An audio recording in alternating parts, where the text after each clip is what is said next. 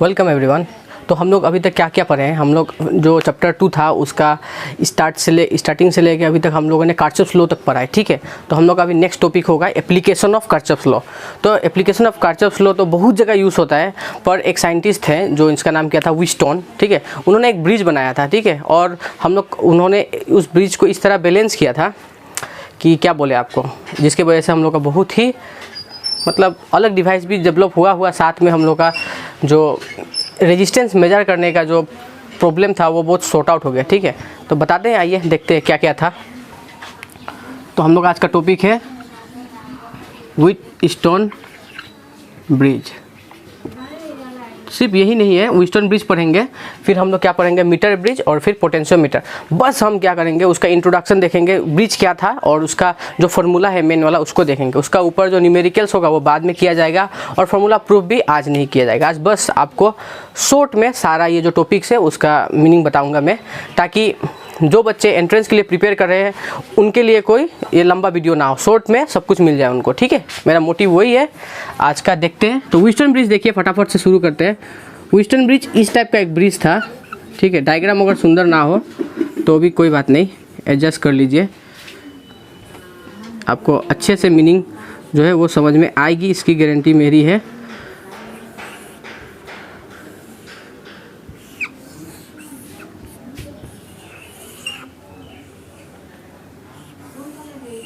ठीक है, ये जो व्हीटस्टोन थे वो उन्होंने कितने 4 रजिस्टर, एक रजिस्टर P, ये Q, ये R और ये S, 4 रजिस्टर को इस तरह से सजाया था और बीच में क्या लगाया हुआ था, एक गैल्वेनोमीटर। ठीक है, ये पॉइंट का नाम A है, ये पॉइंट का नाम मान लीजिए B, ये C और ये D। ठीक है, तो ये जो B और D के बीच में उन्होंने एक गैल्वेनोमीटर लगा के रखा हुआ है। ठीक है, गैल्वेनोमीटर का काम पता है आपको क्या है, कि गैल्वेनोमीटर हम लोग को बताता है कि करंट वहाँ करंट उस जगह पे प्रेजेंट है या नहीं है, मतलब कितना भी मिनिमम अमाउंट ऑफ करंट हो तब भी गैल्वेनोमीटर हम लोग को बता देगा। ठीक है, तो करंट यहाँ से जा रहा है वो I है, यहाँ पे गया और यहाँ भाग हो गया, ये I1 और I2 में भाग हो गया मान लीजिए। अब यहाँ गया, यहाँ पे भी वो भाग हो गया I3 और यहाँ पे क्या हो गया, IG करंट में भाग हो गया। ठीक है, फिर यहाँ पे ये I3 हुआ और I4 हुआ और फिर यहाँ पे ये दोनों मिल के, ये तो I3 है ही और यहाँ पे आके I4, फिर दोनों मिलके क्या हो गए, I हो गए।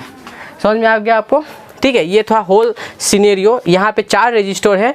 ठीक है, अब व्हीटस्टोन ब्रिज का जो मेन प्रिंसिपल क्या था वो आप समझिए। उन्होंने बोला था कि जो ये रजिस्टर P है, P/Q is equal to R/S। समझ में आ रहा है आपको कि ये जो रजिस्टर है, इस रजिस्टर का रेजिस्टेंस P है, इसका Q, इसका R और इसका S। तो इसका और इसका जो डिवाइड करके जो रेशियो मिलेगा, इसका और इसका जो डिवाइड करके रेशियो मिलेगा, दोनों सेम होगा। पर ये कब करेक्ट है, ओनली व्हेन, ये कब करेक्ट है, ओनली व्हेन क्या, IG इक्वल टू 0। समझ में आ रहा है, मतलब ये जो प्रिंसिपल है ये कब करेक्ट है, जब इसमें करंट ना जाए, ये गैल्वेनोमीटर में ये करंट ना जाए। तो कैसे किया जाएगा ये बताइए। देखिए यहाँ पे मैं बता रहा हूँ, P नॉन रेजिस्टेंस है। ठीक है, नॉन रेजिस्टेंस का मतलब समझ में आ रहा है आपको, इसका वैल्यू हमको पता है। ठीक है, फिक्स वैल्यू है एक। और Q जो है ये भी नॉन रेजिस्टेंस ही है, पर ये जो R है ये है वेरिएबल, ये है वेरिएबल रेजिस्टेंस। ठीक है, ये है वेरिएबल रेजिस्टेंस और जो S है ये है अननोन रेजिस्टेंस। ठीक है, अननोन रेजिस्टेंस।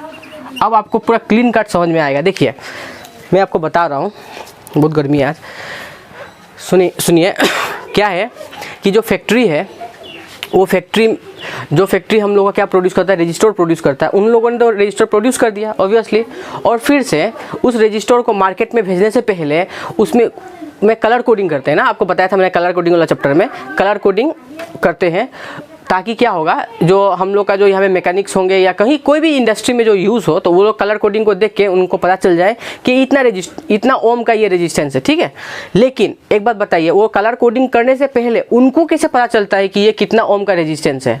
ठीक है, बोलिए। अभी वो लोग इसको यूज़ करते हैं। ठीक है, क्या करेंगे, यहाँ पे P का जगह में एक रेजिस्टेंस लगा, मान लेते हैं, हाँ कुछ भी नहीं, 10 लगा लिया, यहाँ में 20 ओम का लगा लिया, ऑब्वियसली बराबर लगाते हैं, तो यहाँ में 10 ओम लगा लिया, यहाँ में 20 ओम लगा लिया। ये जो है इसका वैल्यू उन लोग को पता नहीं है, जो फैक्ट्री से निकला है वो S होता है। ठीक है, हमेशा याद रखिए S क्या है, अननोन होगा। और जो R है वो वेरिएबल रजिस्टर है। वेरिएबल रजिस्टर का मतलब समझ में आता है, इसको हम चेंज कर सकते हैं। तो क्या करेंगे पता है, साइंटिस्ट लोग क्या, नो साइंटिस्ट, जो एक्सपेरिमेंटलिस्ट होंगे वो क्या करेंगे, वो अभी यहाँ पे वैल्यू को डाल दिए और यहाँ पे जो अननोन रजिस्टर था उसको भी लगा दिया। अब वो लोग क्या करेंगे, ये जो वेरिएबल रेजिस्टेंस है इसको चेंज करेंगे। पहले यहाँ में 1 ओम डालेंगे मान लीजिए, फिर 2 ओम, फिर 3 ओम, ऐसे डालते जाएंगे। एक समय में क्या होगा, एक कोई पार्टिकुलर वैल्यू, मान लीजिए वो कितना 50 ओम के लिए, मान लीजिए कितना 50 ओम के लिए क्या होगा, यहाँ से जो ये करंट है ना IG, यहाँ पे करंट फ्लो नहीं होगा, मतलब ये गैल्वेनोमीटर डिफ्लेक्शन नहीं दिखाएगा। IG 0 मतलब क्या है, नो डिफ्लेक्शन। क्या है, no deflection, sorry, no deflection in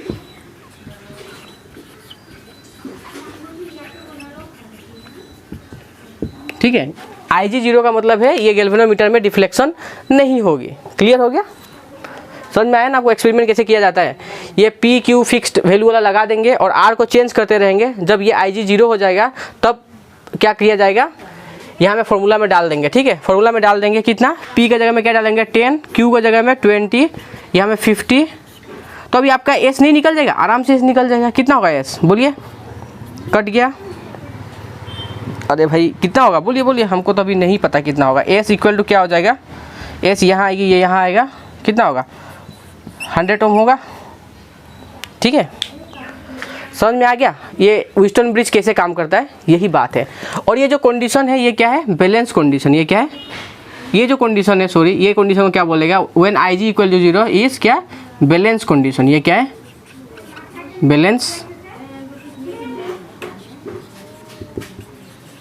balance condition of Wheatstone bridge. तो आई होप आपको समझ में आया होगा। ठीक है, ये फॉर्मूला ही मेन है, P/Q equal to R/S। P का मतलब क्या है, नोन, Q का मतलब नोन, R का मतलब वेरिएबल, S का मतलब अननोन रजिस्टर। उसके बाद में ये कंडीशन सेटिस्फाई होना पड़ेगा, ये जो अगर ये फॉर्मूला यूज़ करना है तो सही है। तो यही व्हीटस्टोन ब्रिज है। ठीक है, अब देखिए व्हीटस्टोन ब्रिज को यूज़ करके क्या बनाया गया, मीटर ब्रिज है। ठीक है, तो मैं उसको बताता हूँ क्यों बनाया गया। देखिए ये जो रेजिस्टेंस है R, इसको चेंज करना कोई आसान काम नहीं है ना, कौन बार बार चेंज करते रहेगा, इजी है। ऑब्वियसली लोड रेजिस्टेंस होता है, आपको पता होगा, ऐसा लोड रेजिस्टेंस होता है जिसमें बहुत सारा चाबी होता है, कीस होती है। ठीक है, ऐसा बहुत कीस होता है जिसमें 1 ओम का भी होता है, 2 ओम का भी होता है। पर मान लीजिए जो बैलेंस करने वाला है वो डेसिमल में है, डेसिमल मतलब समझ में आ रहा है ना, 2.3 है मान लीजिए, तो कैसे लाएंगे, इसमें बहुत मुश्किल होता है। समझ में आ रहा है आपको। तो इसीलिए क्या हुआ, इसी को यूज़ करके, यही प्रिंसिपल को यूज़ करके एक इंस्ट्रूमेंट बनाया गया जिसका नाम क्या है, मीटर ब्रिज। ठीक है, तो आइए उसको देखते हैं। मैं मिटा रहा हूँ, फटाफट देख लीजिए, एक बार अगर लिखना है तो लिख लीजिए।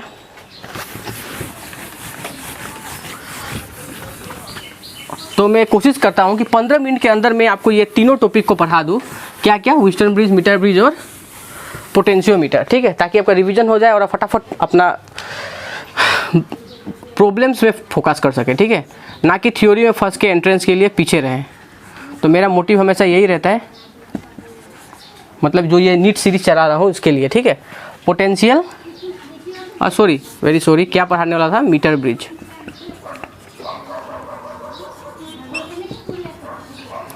तो मीटर ब्रिज पहले क्या है वो समझ लीजिए एक बार। मीटर ब्रिज क्या है, एक इंस्ट्रूमेंट है। क्या है, एक इंस्ट्रूमेंट है। क्या लिख रहा हूँ, एक इंस्ट्रूमेंट है जिसमें क्या होता है, 1 मीटर लॉन्ग वायर। क्या रहता है, 1 मीटर लॉन्ग वायर। ठीक है, तो देखिए बड़ी गर्मी है आज। ये एक क्या है,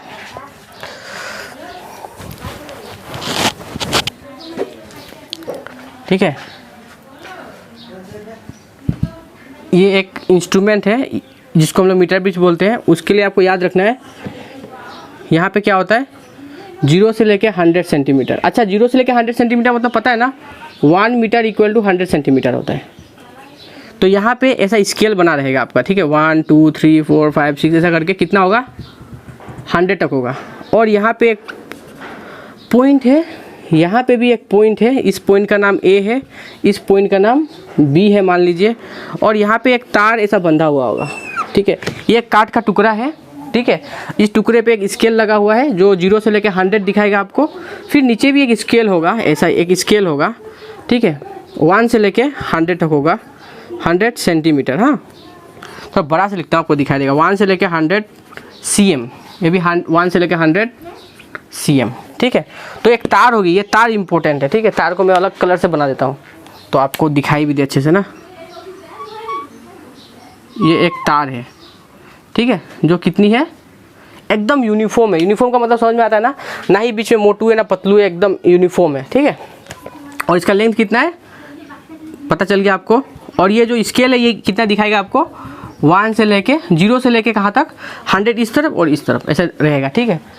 तो क्या होता है, इसी को हम लोग क्या बोलते हैं, मीटर ब्रिज होगा। और इसको कैसे यूज़ किया जाता है, देखिए इस जगह से ना, इस जगह से ऐसा प्लेट्स होते हैं यहाँ पे, ठीक है, ऐसा प्लेट होता है, इस जगह पे प्लेट होती है, और यहाँ पे भी इस जगह पे ऐसे प्लेट होती है, ठीक है, ऐसा प्लेट होगा। और ये प्लेट के बीच में फिर ऐसे एक होगा, ठीक है, एक और प्लेट होगा। समझ में आ गया। ये हवा में नहीं लटक रहा है, इस पर ही फिटिंग होती है, पर ऊपर मैं बना रहा हूँ। तो आपको क्या करना है, यहाँ पे ना एक रजिस्टर लगानी है, फिर यहाँ पे एक रजिस्टर लगानी है इस तरह। ये आपका हो गया क्या, R, और ये हो गया S। और इस पॉइंट से आपको एक गैल्वेनोमीटर लेनी है, सही है। और गैल्वेनोमीटर लेके ये जो वायर होगा इसको जोकी बोलते हैं, ये एंडिंग पॉइंट को एक जोकी में कनेक्ट करना है। जोकी मतलब समझ में आता है, ऐसा कुछ शेप का होता है, ऐसा कुछ शेप का होता है पेन की तरह, जो कि मेटल से बना हुआ होता है, ठीक है। और उसमें वो तार को ऐसा बांध, मतलब टाइट कर देंगे।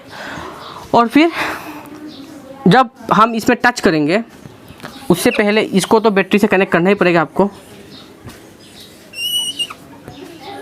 ठीक है। इसको ये बैटरी से मैंने कनेक्ट कर दिया।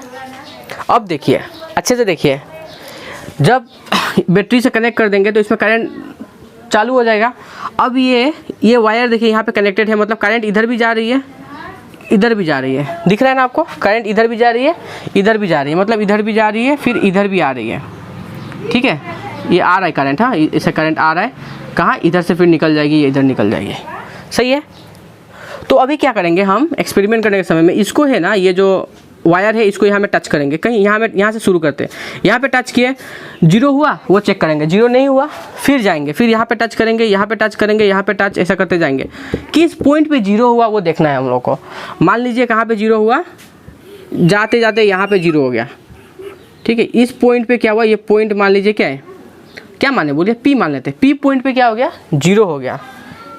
ये P पॉइंट पे, P नहीं, P तो मैं यूज़ करूँगा ही ना, तो इसका नाम मैंने A दिया है, इसका B दिया है, तो इसको D दे देता हूँ, और ये पॉइंट को C दे दिया, ठीक। आप भी खुश, मैं भी खुश, चलिए C पॉइंट, ठीक है। तो हम लोग को अभी समझ में आना है, एट C पॉइंट क्या है, IG इक्वल टू 0 है कि नहीं है, IG equal to 0। That is क्या बोल सकते हैं हम, the bridge, BRIDGE, bridge is balance, bridge is balanced. कैसे बैलेंस्ड, बैलेंस इस तरह से हुआ, ये आप देख रहे हैं यहाँ से लेके यहाँ तक जो लंबाई है L मान लेते हैं, क्या है L, ठीक है। तो क्या बोलेंगे हम लोग, the length AC equal to L, ठीक है। Act like the register, act like the register P। बात समझ में आ गई। ये जो है ये किसकी जैसे काम कर रही है, P की तरह, और यहाँ से यहाँ तक जो है वो किसका जैसा काम करेगा, आपका Q की तरह। मतलब ये जो पार्ट है ये P की तरह काम कर रहा है, और ये जो पार्ट है वो किसकी तरह काम कर रही है, Q की तरह, ठीक है। तो अगर यहाँ से यहाँ तक 100 है, ठीक है, और यहाँ से यहाँ तक L है, तो ये कितना होगा, ये होगा 100 माइनस L, सही है। ऑब्वियसली ना, यहाँ तक अगर L है तो ये कितना बचेगा, 100 माइनस L। अगर ये 40 है तो ये कितना होगा, 100 माइनस 40 60, 60 प्लस 40 फिर 100, ठीक है। तो वही 100 माइनस L होगा। और क्या बोल सकते हैं हम,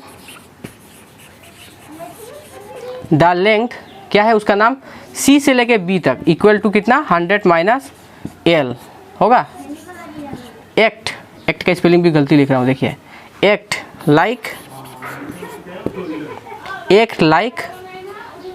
लाइक द रजिस्टर क्या क्यू। बात समझ में आ रहा है कि यहाँ से यहाँ तक ये P की तरह काम करेगा और ये Q की तरह काम करेगा। अब इसमें क्या फ़ायदा है, पहले जो ये था R रजिस्टर था इसको हम लोग चेंज करते थे, उसके बाद में ब्रिज को बैलेंस करते थे, जो कि एक क्रिटिकल प्रोसेस था क्योंकि हमको डेसिमल में लाना बहुत मुश्किल होता है, 1.2 1.3 मुश्किल है ये सब लाना, ठीक है। तो ब्रिज को बैलेंस करना बहुत मुश्किल होता था, पर इसमें एकदम ईजी है। क्यों, इसमें हमको बस वो क्या करना, स्लाइड करते जाना है, ये वायर प्लस स्लाइड करते जाना है, ये ऑटोमेटिक क्या होगा, ऑटोमेटिक ये वायर पता ही है आप लोग को, वायर का जो रेजिस्टेंस होता है आर इक्वल टू क्या होता है, रो एल बाय ए होता है ना। तो लेंथ जितना बढ़ेगा उतना ही रेजिस्टेंस ज़्यादा होता है, तो एक समय आएगा ना ऑटोमेटिक ये बैलेंस हो ही जाएगा, ये जी पे क्या होगा 0 हो जाएगा, ठीक है। समझ में आ गया आपको।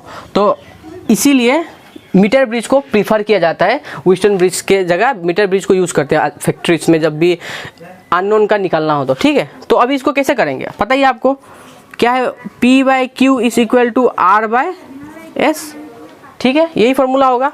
तो P देखिए, ये जो P एक लाइक द रजिस्टर P, तो यहाँ से यहाँ तक लेंथ P है, ठीक है।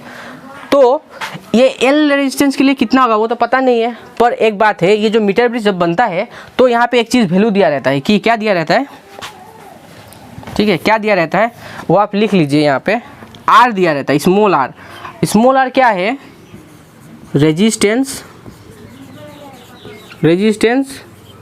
पर यूनिट लेंथ,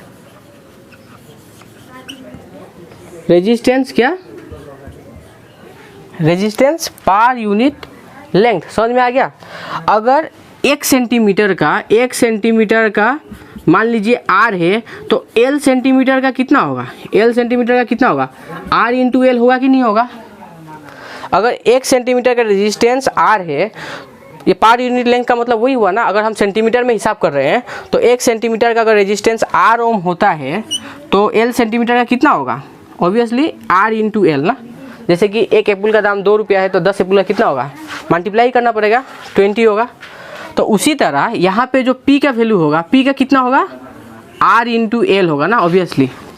और Q का कितना होगा, Q का होगा आपका, Q का लेंथ कितना है यहाँ तक, यहाँ से यहाँ कितना है लेंथ 100 माइनस एल, और ये कितना होगा, किससे मल्टीप्लाई करना पड़ेगा आपको, R से। क्यों पता ही ना, अभी बताया ही, 1 सेंटीमीटर के लिए अगर R होता है तो L सेंटीमीटर के लिए R इंटू एल होगा, और 100 माइनस एल सेंटीमीटर के लिए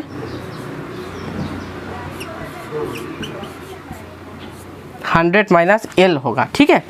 तो वही हो गया। अब ये वैल्यू को डाल देते हैं, P और Q का वैल्यू, ये P का वैल्यू हो गया और ये Q का वैल्यू हो गया, डाल देते हैं इसमें, तो क्या हो जाएगा, सिंपल सा है, R L by 100 minus L into R by S. तो R कैंसिल, सॉरी ये R कैंसिल हो गया आपका। तो आपको फॉर्मूला मिलेगा यहाँ से S इक्वल टू क्या मिलेगा, 100 minus L by L into R। तो ये आपका बन गया फॉर्मूला मीटर ब्रिज के लिए, इसको लिख लीजिए, ठीक है। ये इधर जाएगा, ये मल्टीप्लाई होगा, नीचे आएगा, ठीक है, सही है। तो ये हो गया आपका फॉर्मूला क्या के लिए, अगर मीटर ब्रिज है तो मीटर ब्रिज में हम लोग क्या क्यों यूज़ करते हैं, ताकि ये अननोन रेजिस्टेंस को हम लोग निकाल सके। एस अननोन रेजिस्टेंस था ना, उसको निकालने के लिए, तो उसके लिए फॉर्मूला बन गया 100 minus L by L into R। बस एल क्या है वो याद रखना है, एल क्या है, एल को बोलते हैं हम लोग क्या, बैलेंस लेंथ। क्या बोलते हैं, बैलेंस लेंथ, ठीक है, ये बात हो गई बैलेंस लेंथ। तो ये याद रहेगा फॉर्मूला आप लोग को, ये रही फॉर्मूला। और एल का मतलब ये है, और आर का मतलब तो पता ही है, जो रेजिस्टेंस यूज़ किया जाएगा, ठीक है। चलिए अब मूव करते हैं नेक्स्ट क्या पे, पोटेंशियोमीटर पे। देखिए इतना मैं यहाँ पे आपको डीप बातें नहीं बता रहा हूँ क्योंकि ज़रूरी भी नहीं है, आप ऑलरेडी क्लास 12 पढ़ चुके हैं। अब आज आपको सिर्फ क्या चाहिए, रिवीजन के लिए चाहिए ये। तो इस पर्पस से ये वीडियो बना रहा हूँ, ना कि ये फ्रेश कैंडिडेट के लिए है। जो बच्चे ऑलरेडी 12 पढ़ चुके हैं ये उनके लिए है, ठीक है। तो अभी नेक्स्ट है क्या, पोटेंशियोमीटर।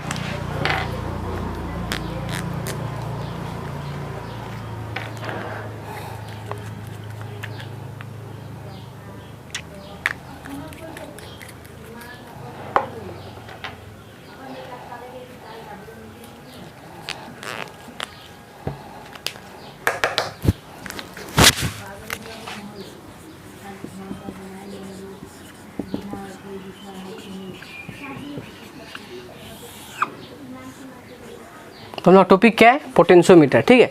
तो पोटेंशियोमीटर और मीटर ब्रिज में क्या डिफरेंस है, सब कुछ एक जैसा ही होता है, बस एक डिफरेंस है कि यहाँ में total length of the wire, जो वायर होती है वो कितना मीटर का होता है, 10 मीटर का। कितना मीटर का, 10 मीटर का। सेम बात ऐसी होगी, ऐसा ही एक कुछ होगा काठ का टुकड़ा जिसमें तार होगी 1 2 3 4 5 6 7 8 9 10, ठीक है। ऐसा एक काठ का टुकड़ा होगा जिस पे यहाँ से यहाँ तक कितना लंबा होगा, 1 मीटर। तो यहाँ पे कितना टुकड़ा है, 1 2 3 4 5 6 7 8 9 10, 10 टुकड़ा नहीं है, मतलब 10 टार्न्स है। कितना है, 10 टार्न। ये तार एक ही तार है, लंबा तार है जो कि 10 बार ऐसा मुड़ा हुआ है। तो 1 का 1 मीटर है तो 10 का कितना होगा, 10 मीटर। इसी टाइप का एक काठ का टुकड़ा में आपको एक वायर ऐसा किया हुआ होता है। और यहाँ पे नीचे में क्या होगा, आपका एक स्केल होगा जिसमें 0 से लेके 100 सेंटीमीटर लिखा रहेगा, और यहाँ भी 0 से लेके 100 सेंटीमीटर लिखा रहेगा। मीटर नहीं, सेंटीमीटर लिखा रहता है, ठीक है। ये जो वायर्स होती है ना, जो मीटर ब्रिज और ये पोटेंशियोमीटर की जो वायर है, वो हम लोग घर का वायर की तरह नहीं होती है। थोड़ा सा जिसमें रेजिस्टेंस ज़्यादा हो उस टाइप का वायर होता है, रेजिस्टिव वायर होती है थोड़ा, ठीक है। इतना अच्छा कंडक्टर नहीं होगा क्योंकि उसको हम रेजिस्टेंस के लिए यूज़ कर रहे हैं। चलिए, पोटेंशियोमीटर का काम, 2 काम है, ठीक है। पहले मैं बता देता हूँ पोटेंशियोमीटर का कितना काम है। ये पोटेंशियोमीटर का 2 काम है। एक है कंपेयरिंग EMF, मतलब बैटरी का EMF को कंपेयर करने का काम आता है, ठीक है। और दूसरा है finding internal resistance of a cell. Cell का मतलब यहाँ पे बैटरी के लिए यूज़ किया गया है, ठीक है। तो देखिए एकदम सिंपल है, ऐसा होता है, ठीक है। बस एक ही डायग्राम को एक्सप्लेन करूँगा, बाकी को जरूरी भी नहीं है।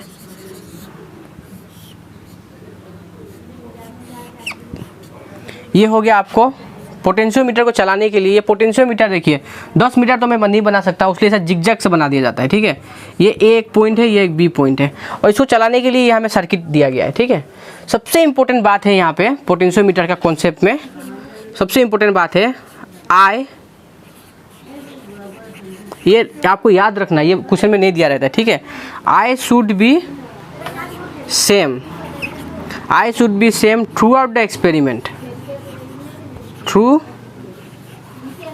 Out the experiment. ये बात बहुत इंपॉर्टेंट है और आपको याद रखनी है कि जब भी पोटेंशियोमीटर से आप कुछ एक्सपेरिमेंट कर रहे हैं तो वो क्या होना चाहिए, आई जो है आपका वो चेंज नहीं होगा।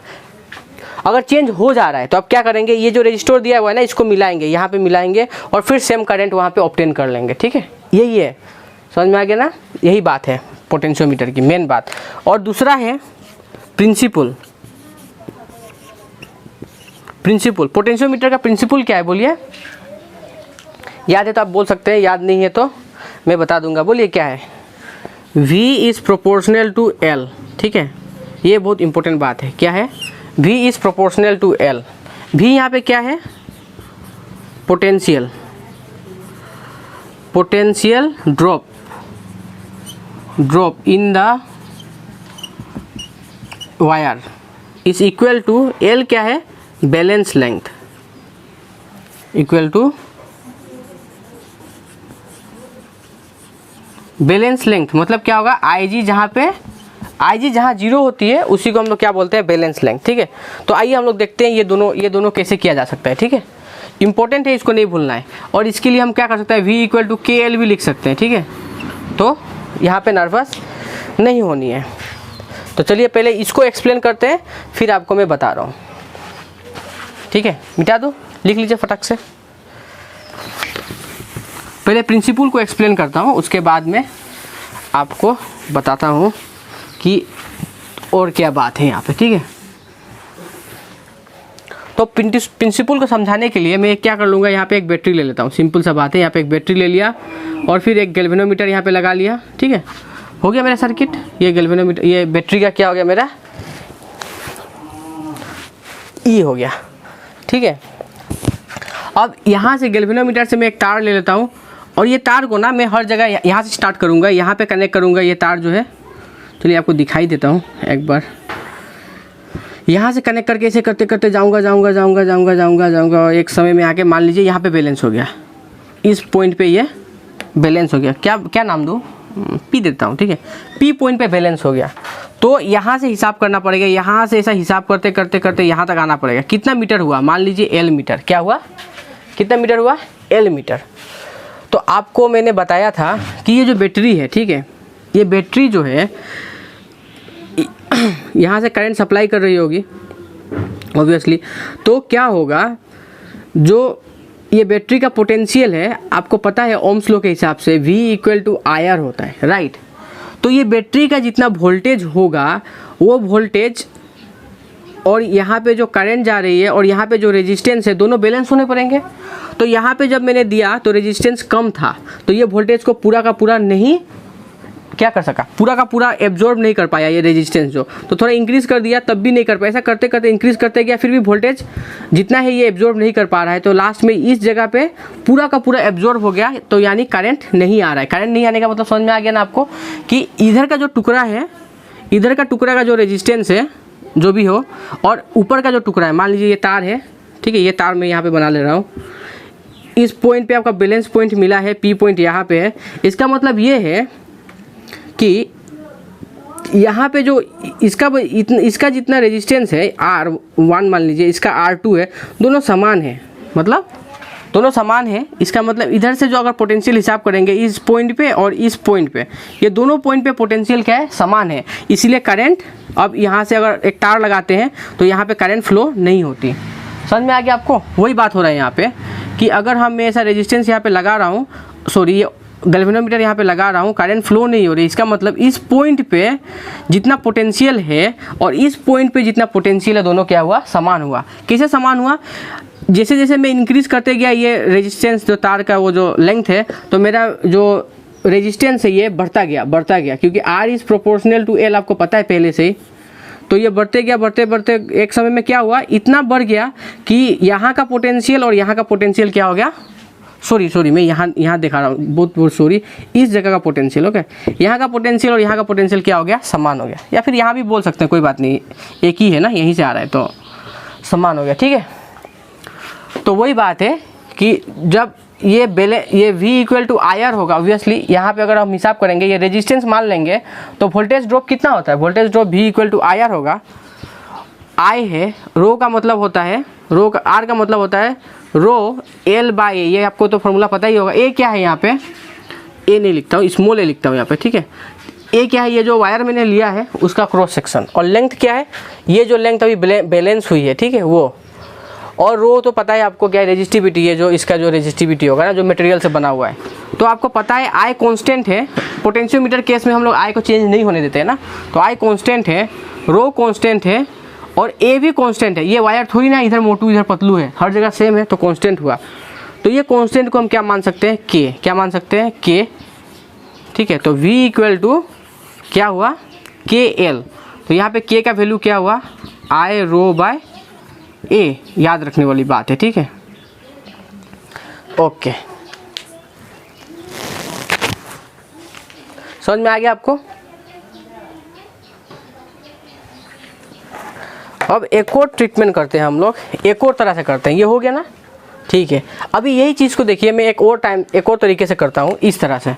ये V = IR है, अच्छा, ये R जो है ना, इसको मैं ऐसे भी कर सकता हूँ ना, देखिए कि 1 सेंटीमीटर के लिए मान लीजिए R है, क्या है, पहले जो R क्या है, ये क्या है, रेजिस्टेंस है, ये क्या है, रेजिस्टेंस, दिख रहा है ना आपको, रेजिस्टेंस फॉर यूनिट लेंथ, सही है। आर क्या है? रेजिस्टेंस फॉर यूनिट लेंथ, ठीक है। 1 सेंटीमीटर के लिए क्या है? आर है। तो भाई अगर रेजिस्टेंस ये तो दिया रहता है, आपको बताया था मैंने मीटर ब्रिज में भी। भाई फैक्ट्री में अगर बना रहे हैं तो ये बता देंगे ना, ये तार 1 सेंटीमीटर जाओगे तो कितना रेजिस्टेंस होगा, 2 सेंटीमीटर जाओगे तो कितना रेजिस्टेंस होगा, ये तो बता देंगे ना। तो वही बात है, यहाँ पे बता दिया जाता है। रेजिस्टेंस फॉर यूनिट लेंथ बता दिया जाता है, या रेजिस्टेंस पर यूनिट लेंथ बता दिया जाता है। तो मैं ये सब बोल सकता हूँ, रेजिस्टेंस फॉर एल लेंथ कितना होगा बताइए? फॉर एल लेंथ यही होगा ना, आर इंटू एल, होगा कि नहीं होगा? और ये जो रेजिस्टेंस फॉर एल लेंथ को ही मैंने क्या माना था? आर माना था या नहीं माना था? यहाँ से लेके यहाँ तक जो रेजिस्टेंस है उसको आर माना था, सही है।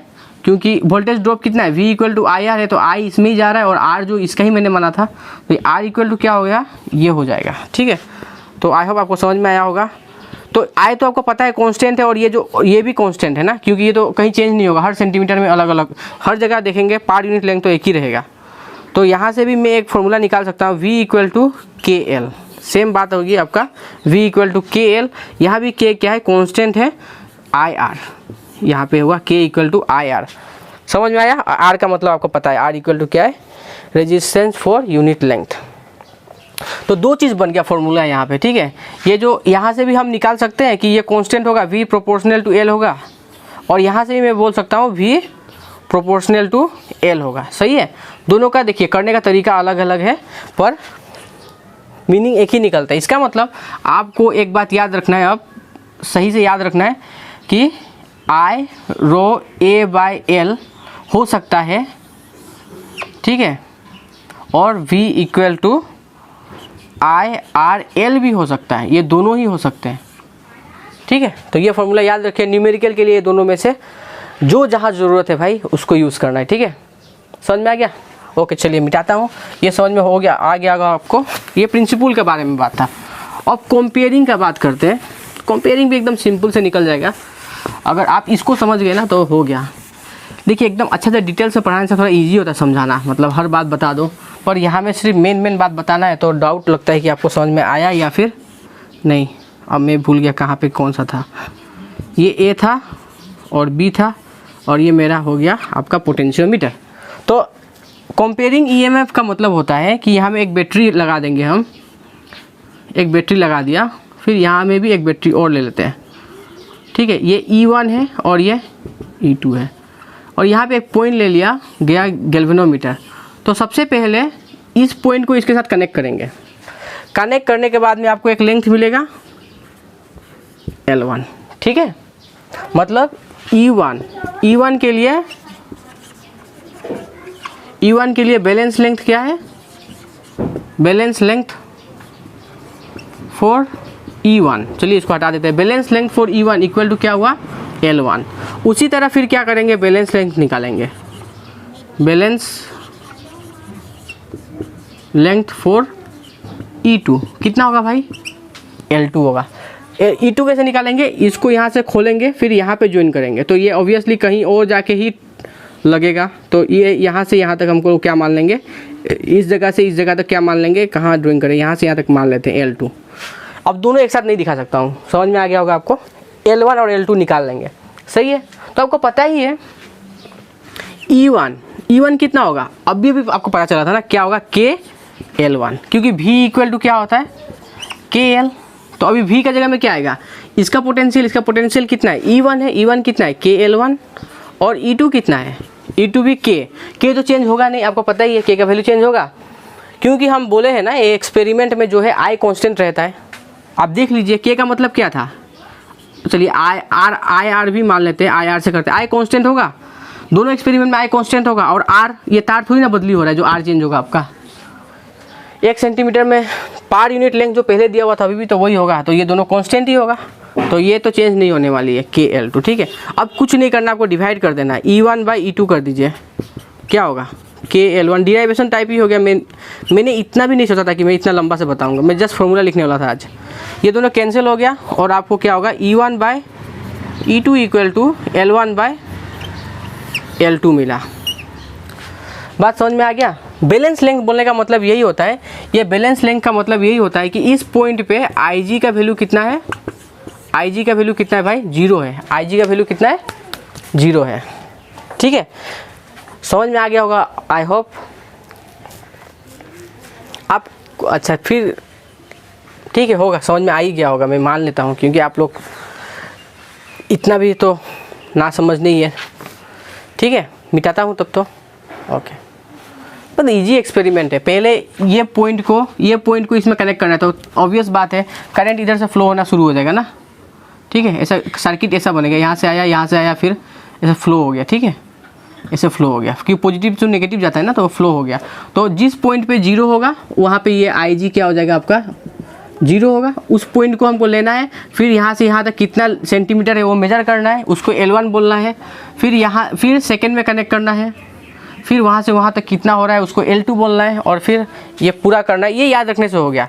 तो यहाँ से देखिए, यहाँ से याद रखिए, आप लोग का 2 सेल होता है, एक डेनियल सेल, क्या होता है, एक डेनियल सेल होता है, और एक होता है क्या, लेकलांकी। ये दोनों स्टैंडर्ड सेल है, ये दोनों क्या है आपका, स्टैंडर्ड सेल है। ठीक है, ये दोनों स्टैंडर्ड सेल है। एक का होता है डेनियल सेल का, आई हैव नॉट रिमेंबर्ड, पर 1.1 वोल्ट होता है, और इसका 1.4 वोल्ट होता है, कहीं उल्टा ना हो जाए। ठीक है, एक बार आप डाटा चेक कर लीजिएगा, सही होगा। डेनियल सेल का कितना होता है 1.1, और इसका कितना होगा 1.4। ठीक है, तो 2 सेल होती है, याद रखना है, डेनियल सेल और एक है लेकलांकी सेल। ठीक है, डेनियल सेल और क्या, लेकलांकी सेल। तो अगर आपको ये लेकलांकी का ये E1 अगर आप लेकलांकी यूज़ कर लेते हैं मान लीजिए, और L1 L2 तो आप निकाल ही लेंगे, तो E2 जो फैक्ट्री में बना है, वो नहीं निकल जाएगा। E2 फैक्ट्री में बना के लाया मैंने, और इसका पता नहीं इसका वोल्ट कितना है, तो मैंने क्या किया, यहाँ पे लेकलांकी सेल लगा दिया। तो कितना हुआ यहाँ पे, E1/E2 equal to L1/L2। E2 भी पता नहीं था, लेकिन हम बैलेंस पॉइंट तो निकाल ही सकते हैं ना। E2 को कनेक्ट किया, बैलेंस पॉइंट निकाला, L2 निकला। अब L1 का वैल्यू हमको पता है, E1 का वैल्यू 1.4 मान लीजिए, लेकलांकी यूज़ किया मैंने। ठीक है, E2 का पता नहीं, इसका मान लीजिए 10 था, इसका मतलब मान लीजिए 50 था, तो हो गया ना, ये कैंसिल हो गया। और E2 इक्वल टू कितना होगा, E2 इक्वल टू कितना हो गया, 70 हो गया, 7 हो गया, 7 वोल्ट, 7.07 वोल्ट हो गया। तो ये जो अननोन जो हम लोग का बैटरी होता है, उसका अगर हमको क्या निकालना है, EMF निकालनी है, तो क्या करना है, ये पोटेंशियोमीटर ही यूज़ करना पड़ेगा। तो आपको फोकस करना है एग्जाम में, अगर आपको EMF का बात पूछ रहा है तो आपको कहाँ जाना है, सीधा पोटेंशियोमीटर के पास। ठीक है, फिर एक और लास्ट एप्लीकेशन है, 2 मिनट में ये भी ख़त्म हो जाएगी, उसके बाद में आप भी आराम से जा सकते हैं, मैं भी जा सकता हूँ। ठीक है, तो उसमें क्या है, उसमें आपको क्या निकालने दिया गया है, इम्पोर्टेंट बात ये है कि ये आपका हो गया पोटेंशियोमीटर। उसमें आपको ना एक क्या बना दिया मैंने, यहाँ पे आपको एक बैटरी दे दिया गया है, और बोला गया है ये बैटरी का भी अपना एक पता है ना, ऐसे ड्राइंग नहीं करना चाहिए। ठीक है, फिर भी मैं बना रहा हूँ ताकि आपको अच्छे से समझ में आए। आपको पता है कि बैटरी का भी अपना एक रेजिस्टेंस होता है, इंटरनल रेजिस्टेंस होता है कि नहीं, समझ में आया। हर बैटरी में अपना एक इंटरनल रेजिस्टेंस होता है। तो जितना एक्चुअल में जितना वो जो EMF होता है वही वोल्टेज नहीं होता। अगर मान लीजिए वोल्टेज 5 है तो आपका EMF 5 से क्या होगा, कम होगा। जैसे मान लीजिए 4.9 टाइप कुछ ऐसा, थोड़ा सा कम होता है उससे। पोटेंशियल वोल्टेज से थोड़ा सा, जो हम लोग वोल्टेज बोलते हैं बैटरी का, उससे EMF थोड़ा क्या होता है, कम होता है। क्यों, और थोड़ा एक्स्ट्रा कहाँ चला गया, वो हम लोग का ये इंटरनल रेजिस्टेंस की वजह से आता है। तो बैटरी में कितना इंटरनल रेजिस्टेंस है उसको भी हम निकाल सकते हैं। कैसे, यहाँ पे एक रेजिस्टेंस लगा लेंगे, यहाँ पे एक बड़ा रेजिस्टेंस लगा लेंगे, और यहाँ पे एक चाबी की लगा लेंगे। उसके बाद में अगर मैं यहाँ पे आपका गैल्वेनोमीटर यूज़ करके बैलेंस पॉइंट निकालूँ तो हमारा आंसर मिलता है। ठीक है, कितना मिलता है वही मैं बताऊँगा, कैसे मिलता है वो ना बताने वाला हूँ, क्योंकि हो जाएगा, अभी टाइम नहीं है इतना। तो कितना मिलता है, जो ये रेजिस्टेंस है, ये रेजिस्टेंस का नाम मान लीजिए R, और ये बैटरी का नाम है E। तो कितना होगा, R equal to L1 minus L2। ठीक है, L1 minus L2 bye L2। ठीक है, बाय L2 इंटू R, ये है फॉर्मूला इंटरनल रेजिस्टेंस का। R क्या है ये जान जाइए, यहाँ पे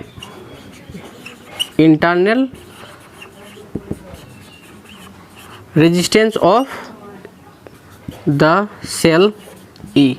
ये जो बैटरी है, ये बैटरी का अपना एक इंटरनल रेजिस्टेंस होगा, वो है, ठीक है। L1 क्या है? बैलेंस लेंथ, बैलेंस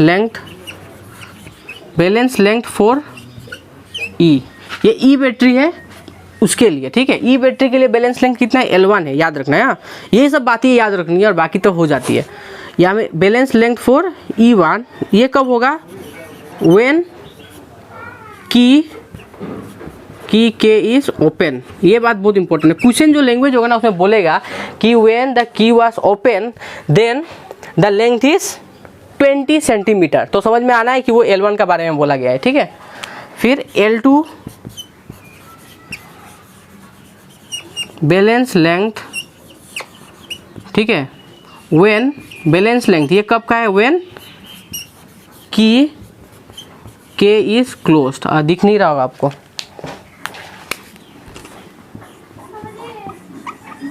याद रखना ये जो की है ये क्लोज्ड होगा तो L2 होगा, और जो ये की ओपन है तो इसको L1 मानना है। और R क्या है? R को तो आपको पता है, ये क्या है? लोड रेजिस्टेंस है। ये डायरेक्ट दिया रहेगा, एक्सटर्नल रेजिस्टेंस भी बोल सकते हैं आप इसको, जो एक्सटर्नल कनेक्ट किया गया है। अच्छा, ये टोटल का एक्सपेरिमेंट कैसे होता है अगर इसको जानना है तो मैं जब NCERT के लिए पढ़ाऊंगा, मतलब बोर्ड के लिए, तो इसको अच्छे से हर एक वीडियो में एक एक करके अपलोड करूंगा डिटेल्स में पढ़ा के, ठीक है। तो ये एंट्रेंस के लिए था। इसमें आपको पहले जानना है, क्या जानना है आपको, कि मीटर ब्रिज और जो जो व्हीटस्टोन ब्रिज है, आपको साफ ही कर लेता हूँ, ठीक है। जब मैं अभी के लिए इतना ही, क्योंकि मैं यहाँ पे कोई भी डिटेल्स डिस्कस नहीं कर रहा हूँ, बस जो फार्मूला ऑब्टेन होती है उसको ही बता रहा हूँ, और जो बेसिक प्रिंसिपल है उसको बता रहा हूँ, ठीक है। तो अगर आपको डिटेल्स चाहिए तो जब मैं बोर्ड के लिए अपलोड करूँगा वीडियोस, तो आप वहाँ पे देख सकते हैं कि ये कैसे यहाँ पे करंट फ्लो होता है और फिर कैसे डिराइव किया जाता है, वो बाकी सब भी बताऊँगा सबके लिए, ठीक है। तो यहाँ पर हमने क्या सीखा कि व्हीटस्टोन जो ब्रिज था, वो ब्रिज बैलेंस कंडीशन में जब आते ही, मतलब IG जब उसका 0 होता है तो एक अच्छा रिलेशन मिलता है हमको, P/Q = R/S। बहुत सिंपल सा रिलेशन है पर बहुत काम का रिलेशन है। क्यों? वहाँ से हम आराम से कोई भी रेजिस्टेंस जो नहीं जानते हैं उसको निकाल सकते हैं, ठीक है। दूसरा बात है कि उसी को यूज़ करके हम मीटर ब्रिज बनाए हैं। क्यों मीटर ब्रिज बनाए हैं ये बात याद रखना है, क्योंकि जो वहाँ पे व्हीटस्टोन ब्रिज में जो R था उसको चेंज करना थोड़ा मुश्किल था, पर यहाँ में क्या है, एक लंबा सा रेजिस्टेंस वाला तार है, तो बस उसमें स्लाइड करते जाओ, आराम से आपका आंसर मिल जाता है। कहाँ पे बैलेंस करना है ईजिली मिल जाता है, ठीक है। बहुत ही आसान है, बस इस तार पे आपको स्लाइड करते जाना है, ठीक है। और पोटेंशियोमीटर का काम थोड़ा अलग है, वो क्या करता है, दो बैटरी का EMF को अगर कंपेयर करना है, कंपेयर का मतलब समझ में आता है ना, कौन बड़ा है कौन छोटा, वो करना है तो आप निकाल सकते हैं। और अगर आपको एक बैटरी का क्या EMF पता है तो मैंने अभी फॉर्मूला करके दिखाया था E1/E2 वाला, वहाँ से आप आराम से निकाल सकते हैं कि ये जो अननोन बैटरी फैक्ट्री में बना है उसका EMF कितनी है, ठीक है। और वही बैटरी जो बना हुआ है उसका इंटरनल रेजिस्टेंस अगर आपको जानना है तो ये फॉर्मूला आप यूज़ कीजिए, आपका हो जाएगा, ठीक है। तो आज के लिए इतना ही, थैंक यू।